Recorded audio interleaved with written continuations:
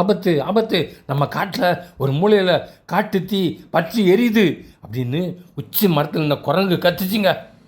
ஐயையோ, இப்போ என்ன பண்ணுறது, நம்ம குஞ்சுகள்லாம் எப்படியாவது காப்பாற்றணுமே அப்படின்னு பறவைகளெல்லாம் அல்லாடி பதறி போய் தங்களுடைய ஒரு குஞ்சுகள் தூக்கிட்டு பறக்க ஆரம்பித்தாங்க.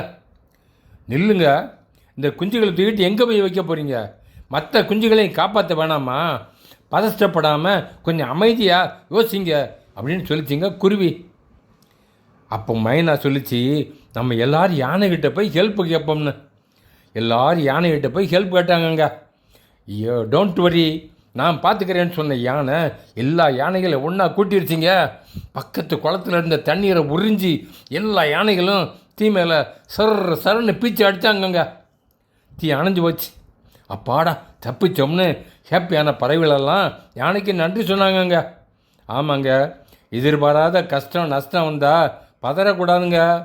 பதற காரியம் சிதறி போகும்னு பழமொழி கூட இருக்குல்ல. பைபிள்லையும் நீதிமொழி 23:5 ஜாக்கிரதை உள்ளவனுடைய நினைவுகள் செல்வத்துக்கும் பதறுகிறவனுடைய நினைவுகள் தரித்திரத்துக்கும் ஏதுவாகும்னு சொல்லப்பட்டு இருக்கு ஃப்ரெண்ட்ஸ். பை.